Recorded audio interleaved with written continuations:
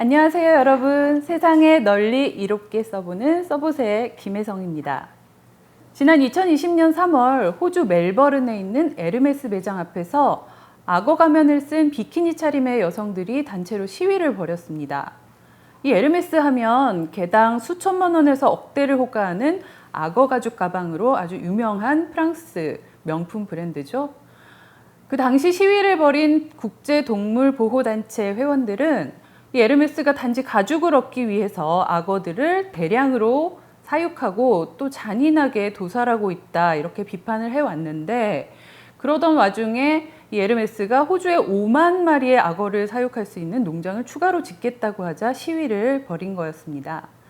자, 그런데 이랬던 에르메스가 최근에 뜻밖의 행보를 보여서 관심이 모아지고 있다고 하는데요.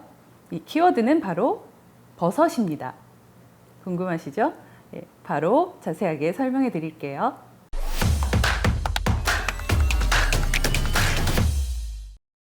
자, 이 사진 속 가방 어떻게 보이시나요? 이 지름신이 좀 강림할 만한가요?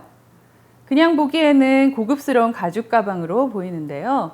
그런데 이건 소가죽도, 양가죽도, 또 악어 가죽도 아닌 바로 버섯 가죽으로 만든 가방입니다. 이 에르메스가 조만간 출시할 예정인 이 가방은 그 실리콘밸리에 있는 바이오 벤처 회사인 마이코웍스에서 버섯 균사체를 이용해 개발한 실바니아라는 비건 가죽으로 만들어질 예정이라고 합니다. 이 실바니아 가죽은 일반적인 가죽과 비교할 때 질감이나 촉감이 전혀 떨어지지 않을 뿐 아니라 내구성도 좋은데, 이 생산 과정에서 물 사용량이나 탄소 배출량은 90% 이상 절감될 수 있다고 합니다.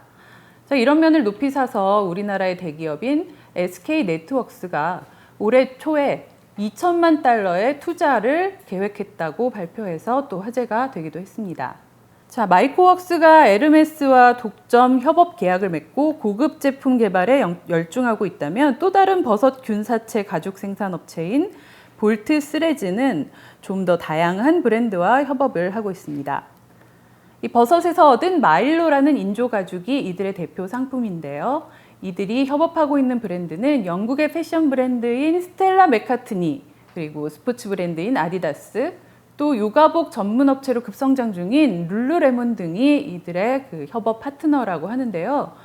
이 인조 가죽인 마일로를 이용한 제품들을 적극적으로 도입을 하고 있다고 합니다.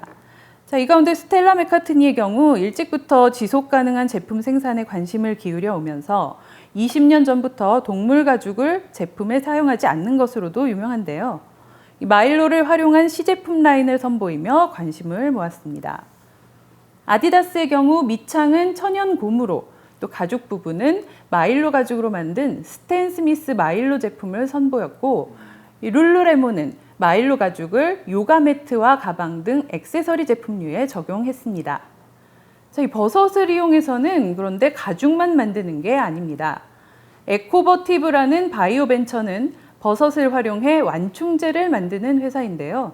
세계적인 가구업체 이케아와 컴퓨터 업체 델이 이들의 제품을 스티로폼 대체제로 도입했습니다. 자, 이쯤 되면 버섯이 다시 보일 만도 하죠. 이 버섯은 크게 자실체와 균사체로 구성이 되는데요. 우리가 흔히 먹는 부분인 자실체는, 그러니까 말하자면 버섯의 꽃 부분인 거고요. 먹지 않고 버리는 그 균사체 부분은 뿌리와 줄기에 해당하는 부분입니다. 그런데 이 균사체가 실처럼 가늘게 뻗어나가면서 또 서로 얽혀서 단단하게 얽혀서 자라는 그런 특성을 가지고 있기 때문에 이런 성질을 활용해서 각종 신소재, 즉 섬유나 가죽, 또 플라스틱의 대체제로 개발이 용이하다는 그런 측면이 있습니다. 자, 실제로 버섯으로 만든 벽돌도 시판되고 있고 또 건축물도 지어지고 있을 정도라고 하니까 정말 대단하죠. 자, 결국 이런 기술들이 이미 시중에 등장을 했고 또 최근 2, 3년간 아주 급속도로 발달을 하고 있긴 하지만, 아직까지 우리가 이 시중에서 이런 제품들을 흔히 볼 수 없는 이유는 아무래도 그 키포인트는 경제성이 아닐까 합니다. 아직까지는 이런 버섯 가공품들을 시제품에 적용해 보는 단계라서 우리가 쉽게 구하거나 그럴 수는 없는데요.